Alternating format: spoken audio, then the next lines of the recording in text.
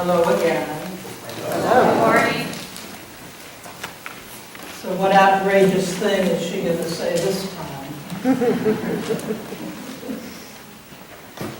You know, the reason why we heard you wear all these extra clothes is in case a tomato or something comes flying our way.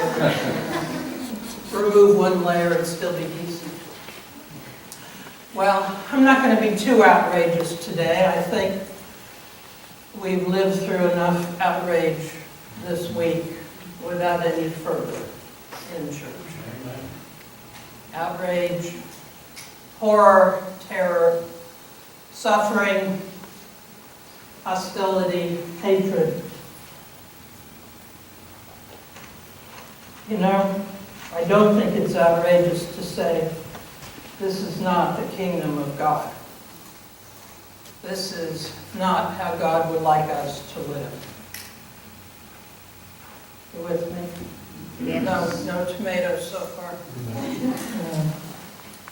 Well, it is my job to look at the propers and see what they might have to say to what we're in today. Every day I look at the Gospels, I look at the epistles, I read the Old Testament and I say, how come I never read that before? Suddenly something will leap out and say, this is for you today, now. It's one of the reasons we read the Bible over and over.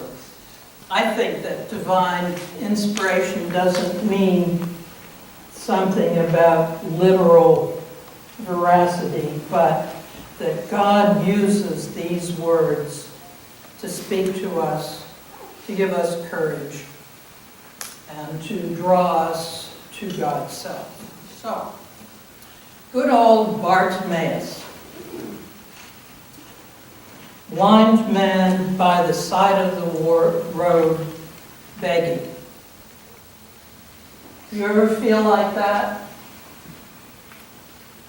Maybe some of you feel like life is passing you by and you can't see what's going on and everybody's yelling at you, and I don't know whether the culture then was pretty good about supporting the poor and the disabled.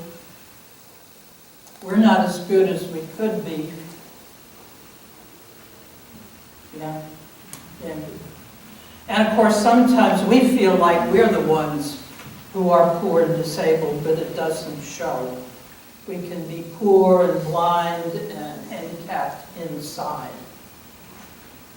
There is a saying that people are always quoting, and so naturally I think, oh, where does that come from?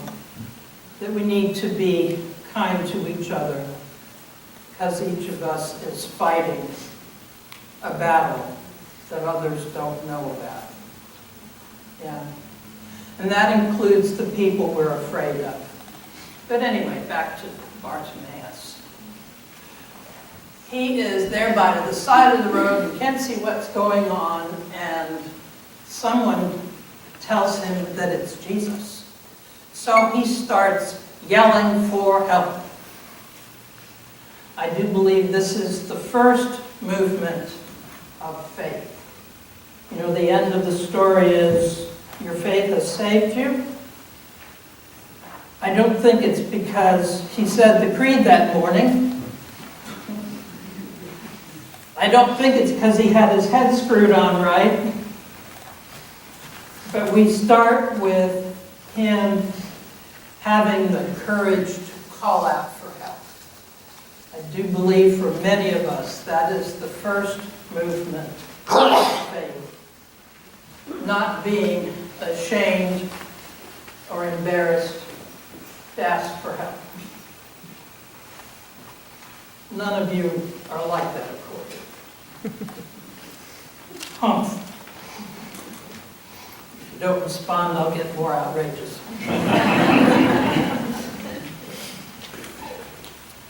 Faith is not some large substance that some of us have inside and some of us don't. People always say, oh, well, you're a a sister and a priest, and you have all this faith, and I thought, it's hard for me to see it. And like everybody else, it came along little by little by little, tiny step by tiny step, starting with help, first movement of faith. And sometimes when we call out for help, the people around us basically say, shut up. You're embarrassing us. And he keeps doing it. You want to know why that's faith? It's because he's very in touch with his need, and his need is stronger than his fear of humiliation. Fear of humiliation is the strong,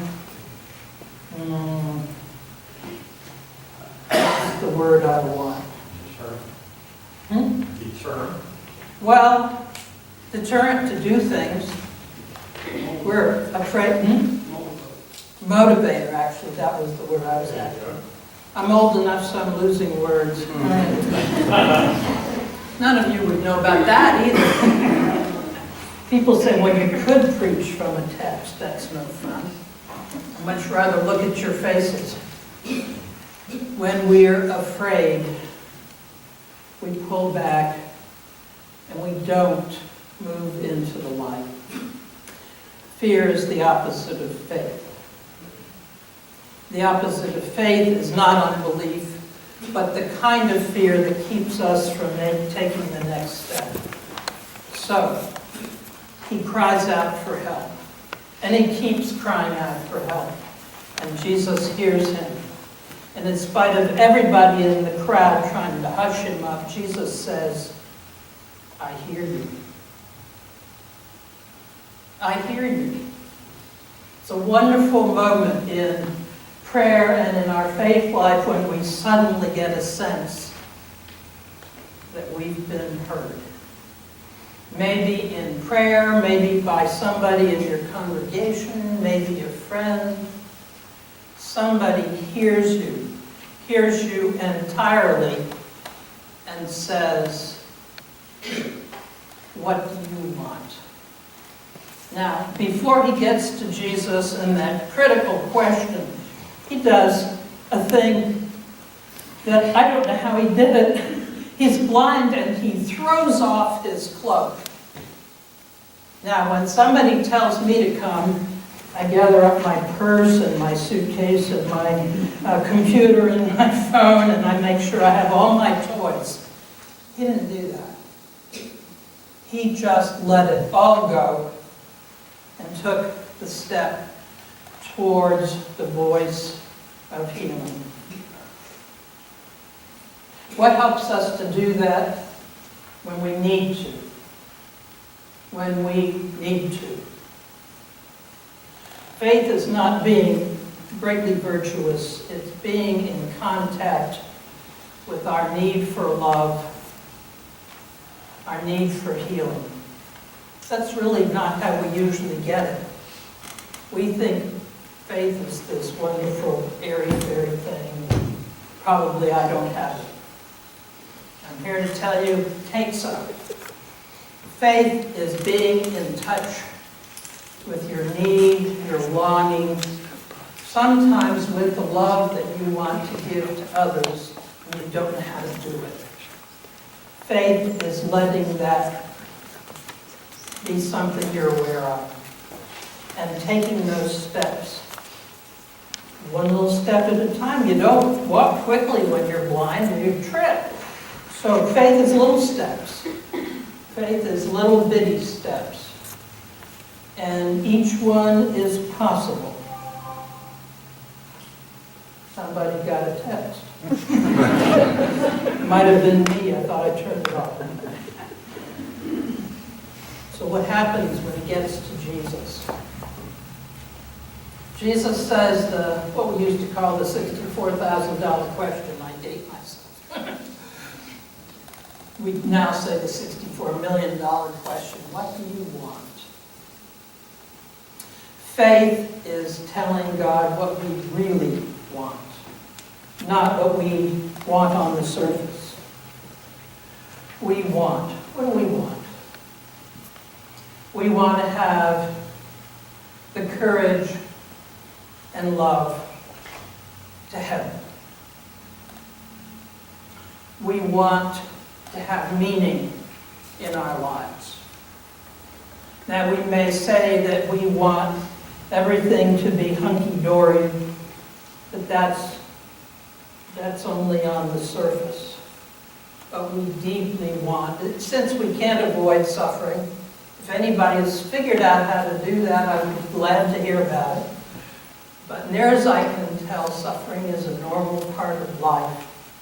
And what we get in the presence of God and in that movement of faith and love is a sense of what it's for.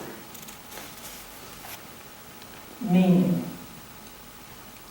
I deeply believe that it's the lack of meaning that demoralizes us in the face of suffering more than the suffering itself.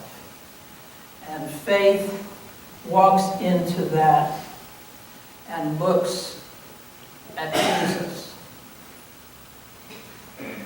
Bartimaeus says, I want to be able to see again. And Jesus says, your faith has made you well. Your willingness to be vulnerable, your willingness to step out, your willingness to be present to your own need. These are much harder than a lot of the other stuff, you know. You will not believe it, of course, but I really have no gift for public speaking. The only thing I can talk about is God and what God does in my life and other people's lives. You ask me to talk about anything else, and I'll probably have a nervous breakdown and pass out on the floor, just like anybody else who's afraid of public speaking. And God, at the beginning of my so-called ministry, the first step was the hardest, as it often is for us. But once you've done that first step and thrown off the cloak of fear and walked forward, you discover, hey, this is pretty good. Being able to love, being able to help with people who are really, really hurting. Being able to receive help when we're really, really hurting. It's the kingdom of God.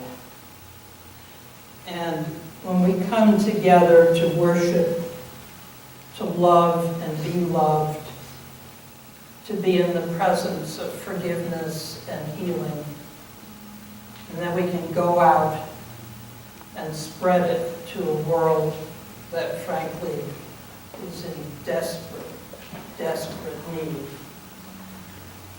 of peace.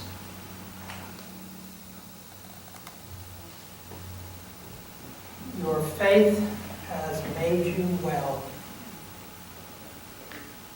Go in peace.